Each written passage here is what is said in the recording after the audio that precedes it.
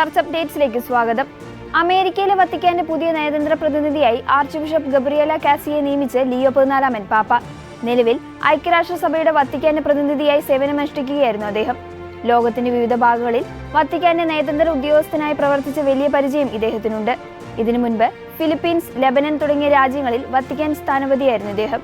അമേരിക്കയിലെ സഭയും വത്തിക്കാനും തമ്മിലുള്ള ബന്ധം ശക്തമാക്കുക എന്നതാണ് ഇദ്ദേഹത്തിന്റെ പുതിയ ദൗത്യം. നയതന്ത്ര രംഗത്ത് മികവ് പരിഗണിച്ചാണ് മാർപ്പാപ്പ ഇദ്ദേഹത്തെ പുതിയ പ്രധാന പദവിയിലേക്ക് തിരഞ്ഞെടുത്തത്. രാജ്യത്ത് വർദ്ധിച്ചു വരുന്ന ലഹരി മാഫിയകളുടെ ആക്രമണങ്ങൾക്കും കുറ്റകൃത്യങ്ങൾക്കുമിടയിൽ സമാധാനം പുനഃസ്ഥാപിക്കാൻ സജീവ ഇടപെടലുകളുമായി മെക്സിക്കോയിലെ കത്തോലിക്ക സഭ. പള്ളികളും മിഷണറിമാരും കേന്ദ്രീകരിച്ച് രാജ്യത്തുടനീളം 300-ലധികം പദ്ധതികളാണ് സഭ നടപ്പിലാക്കുന്നത്. തർക്കങ്ങൾ അക്രമത്തിലേക്ക് നീങ്ങാതിരിക്കാൻ പ്രാദേശിക തലത്തിൽ സമാധാന ചർച്ചകൾക്ക് സഭ നേതൃത്വം നൽകുന്നു. നാഷണൽ ഡയലോഗ് ഫോർ പീസ് എന്ന പദ്ധതിയിലൂടെ വൈദികരെയും അൽമായരെയും മധ്യസ്ഥരായി പരിശീലിപ്പിക്കുന്നു.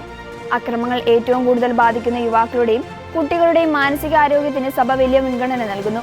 പ്രയർ ഫോർ പീസ് എന്ന പേരിൽ മാസത്തിൽ ഒരു ദിവസം പ്രാർത്ഥനാ ദിനമായി ആചരിക്കുകയും അക്രമത്തിനിരയായവർക്ക് വേണ്ടി പ്രാർത്ഥിക്കുകയും ചെയ്യുന്നു. ലോകമെമ്പാടും സ്ത്രീകൾ നേരിടുന്ന അതിക്രമങ്ങളിലും വിവേചനങ്ങളിലും താൻ അതീവ ദുഃഖിതനാണെന്ന് ലിയോ 14 പാപ്പ.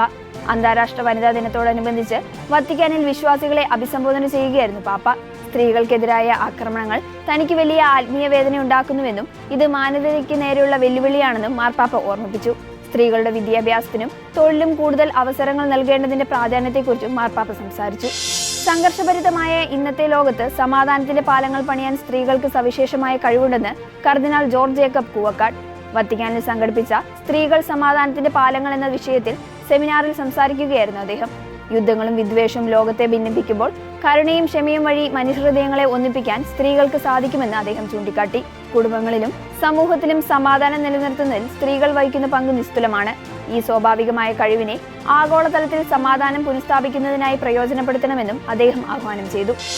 ലിത്വാനിയൻ പ്രധാനമന്ത്രിയുമായി കൂടിക്കാഴ്ച നടത്തി ലിയോ 14 പാപ്പ. പ്രധാനമന്ത്രി ഇംഗ്റുഷ്യാനുമായാണ് ലിയോ 14 പാപ്പ കൂടിക്കാഴ്ച നടത്തിയത്. വത്തിക്കാനിൽ വെച്ചാണ് ഇരുവരും തമ്മിൽ കൂടിക്കാഴ്ച നടന്നത്. തുടർന്ന് വത്തിക്കാനിലെ സ്റ്റേറ്റ് സെക്രട്ടേറിയറ്റിൽ വെച്ച് വിദേശ രാജ്യങ്ങളായും അന്താരാഷ്ട്ര സംഘടനകളുമായുള്ള ബന്ധത്തിനായുള്ള വിഭാഗം തലവൻ ആർച്ച് ബിഷപ്പ് പോൾ റിച്ചാർഡ് ഗലഗറുമായും പ്രധാനമന്ത്രി ചർച്ചകൾ നടത്തി. അതേസമയം പരിശുദ്ധ സിംഹാസനവും ലിത്വാനിയയും തമ്മിലുള്ള ആരോഗ്യപരമായ ബന്ധത്തിൽ സംതൃപ്തിയും പ്രകടിപ്പിച്ചു. മനുഷ്യന്റെ അന്തസ്സിനും സമൂഹത്തിന്റെ പൊതുനന്മയ്ക്കും കത്തോലിക്ക സഭ നൽകുന്ന സംഭാവനകളെ ചൂണ്ടിക്കാട്ടുകയും ചെയ്തു. ഇതോടെ ചർച്ച് അപ്ഡേറ്റ്സ് പൂർണ്ണമാകുന്നു. നന്ദി.